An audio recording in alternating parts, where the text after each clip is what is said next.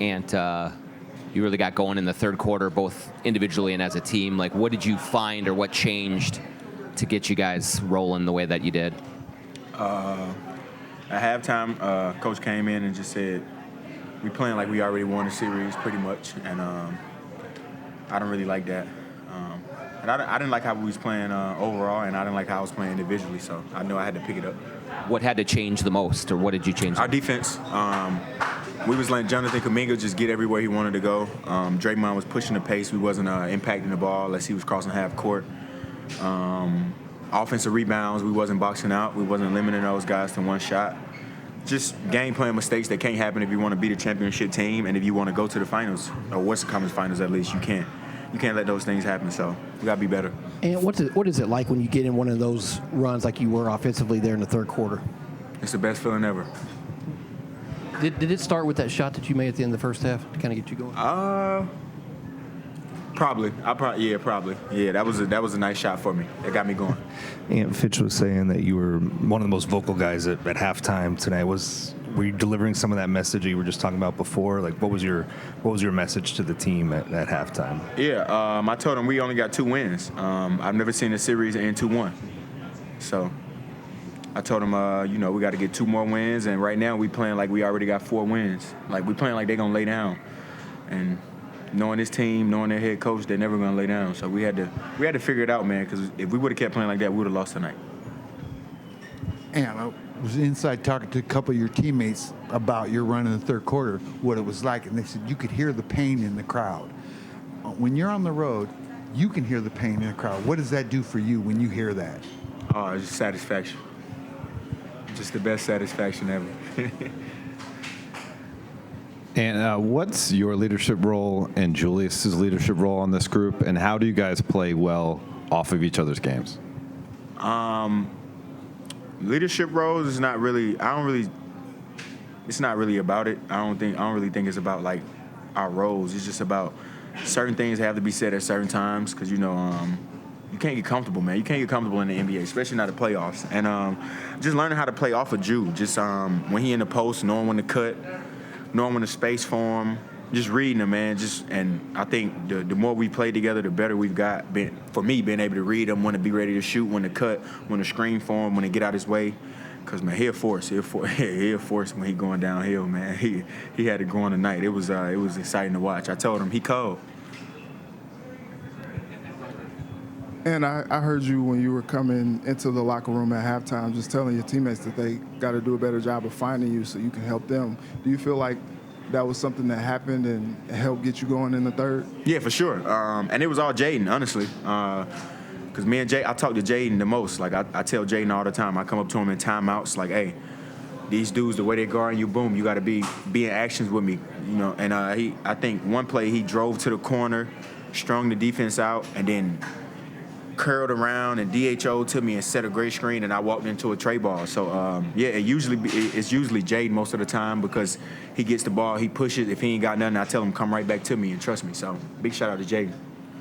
Hey, Ant, in the first quarter, it looked like after you hit a 3, you were talking on the sideline to Steph and saw the video of you pregame having some fun with the night-night. How tough is it to not have that player on the court competing against you, to have someone to have that game within the game against, and how do you keep that even though he's not in the game? Sometimes it's tough, but trust me, man, I wish he could be out there to play against him, no matter how it goes. But yeah, just from working out with him in the summer, that's what I told him after I hit a Tracy, because he told me I had missed one. He was like, you weren't gonna make that, you was too open. And I was like, I ain't gonna never stop shooting him. I learned that from you this summer. So yeah, man, he's the greatest shooter of all time. So I would definitely love to compete against him, man. But, he got hurt, unfortunately, and I hope he gets better. And just wanted to talk about that moment you shared with Gary Payton. Obviously, got his jersey in your hand. Yeah. Just talk about that moment, how dope it is that you got these legends, coming up to you, kind of giving you your props and stuff, too. He didn't really come up to me. I came up to him. I don't think he's the type of guy to go up to nobody and give anybody props anyway. So I went up to him because, of course, I hear all the stuff about him, and then I go watch film on him, and he was really like that. So I told him, like, man, I'm a big fan, and I love the way you guard it, man. And even offensively, he had a lot of game, you know what I'm saying? So And his son kind of played defense similar to him. His son, super handsy, physical. So, yeah, big shout out to him, man. Hey, and at what point of this, maybe the regular season, did it like register in your head that Julius had like this level of offensive game and being able to do what he's been able to do in this series? You said during the regular season? Yeah, like when did you realize? I think when he came back from injury, man. When he came back from injury, it was just like, it was like a whole different person. Yeah, pretty much. I don't even really know what else to say. It just, when he came back from injury for that Phoenix game, it was like, oh yeah, we might be on to something. So yeah, I think that was a turning point. Hey, and even when you've had big games, you're conscious about saying Jaden's MVP or singling out, Nas or Julius or whoever. Why is that important to you to be like their biggest cheerleader? That's what it's about, man. Want to see your teammates succeed. Want to see your teammates shine. Not even my teammates, my brothers. I mean, we're going to battle every night. We play 82 games. We be with each other 8-9 months out of the year. So those guys like my brothers, man. And it's nothing like seeing them compete and produce at a high level, because that makes everybody happy. And I can't wait to come in here and praise them every time, every chance I get. Because I know everybody want to give me the credit, but I can't do it without those guys. So yeah, they the MVP every night, every single night, man. They come and play. They play their balls off, and I can't ask them for nothing better.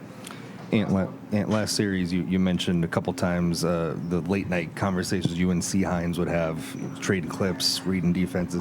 How are those late night sessions come about with you two, and how important, how frequent are they, and how important are they, just that conversation late at night between you two to your success in breaking down a defense and navigating the playoffs?